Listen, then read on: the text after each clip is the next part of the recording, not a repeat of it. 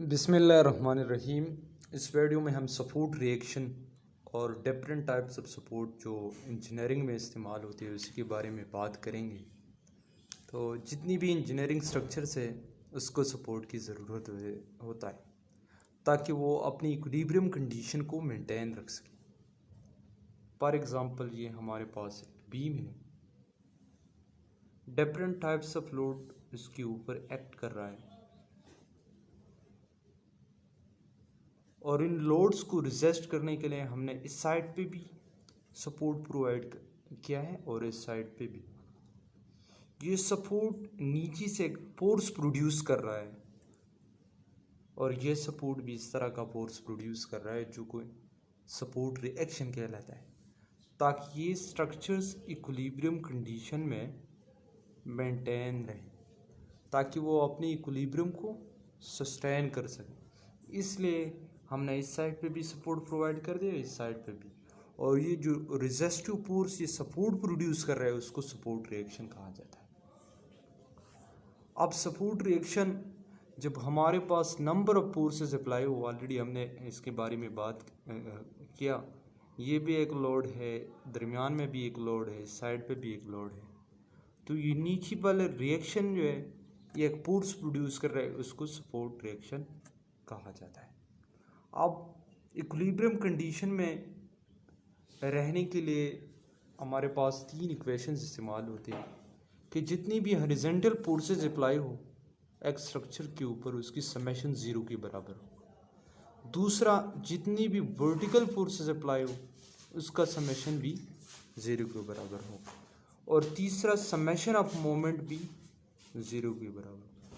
अगर एक स्ट्रक्चर ये तीन इक्वेशन सेटिस्फाई कर रहा है तो इसका मतलब ये है कि ये हमारे पास इक्विलिब्रियम में है।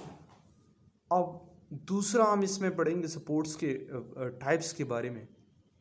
तो इंजीनियरिंग में जितनी भी सपोर्ट्स इस्तेमाल होती है उसकी मुख्तलिफ अक़साम हैं। सबसे पहले इसमें सैम्पल सपोर्ट, दूसरा है रोलर सपोर्ट, तीसरा है हैंड सपोर्ट, चौथा है पैक सपोर्ट और पांचवा है स्मूथ सपोर्ट। अब इस नेक्स्ट स्लाइड में इसको वन बाय वन हम डिस्कस करेंगे कि इनमें फ़र्क एक दूसरे से कौन कौन से हैं और वो किन किन डायरेक्शन में लोड ले सकता है।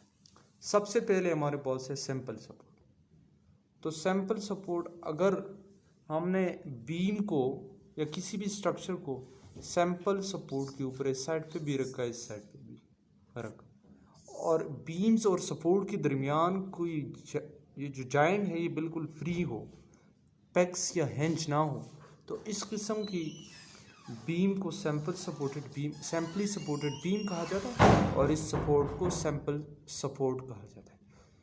सैंपल सपोर्ट सिर्फ वर्टिकल डायरेक्शन में हमारे पास लोड ले सकता है, बाकी वो हॉरिजॉन्टल डायरेक्शन में और रोटेशनल मोमेंट को अलाउ कर देता है, फ्रीली अलाउ कर देता है। इसी तरह हमारे पास रूलर सपोर्ट है। अगर हमने बीम को रूलर के ऊपर रेस्ट कर दिया तो इस सपोर्ट को रूलर सपोर्ट कहा जाता है।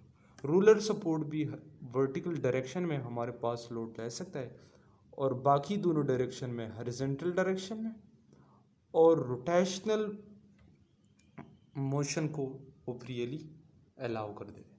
तीसरा हमारे पास हैंड सपोर्ट है। हैंड सपोर्ट वर्टिकल डायरेक्शन के साथ साथ हॉरिजॉन्टल डायरेक्शन में भी लोड ले सकता है और सिर्फ एक ही डायरेक्शन यानी रोटेशनल मोशन को फ्रीली अलाउ कर देता है।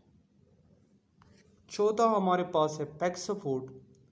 तो पैक सपोर्ट और हैंड सपोर्ट में फ़र्क ये है कि पैक सपोर्ट वर्टिकल डायरेक्शन में भी, हॉरिजॉन्टल डायरेक्शन में भी और रोटेशनल मोशन, तीनों डायरेक्शन में ये हमारे पास फोर्स ले सकता है, लोड ले सकता है और ये किसी भी डायरेक्शन में मूवमेंट को रिस्ट्रेन कर देता है, चाहे वो हॉरिजॉन्टल हो, चाहे वो वर्टिकल हो, चाहे वो रोटेशनल हो।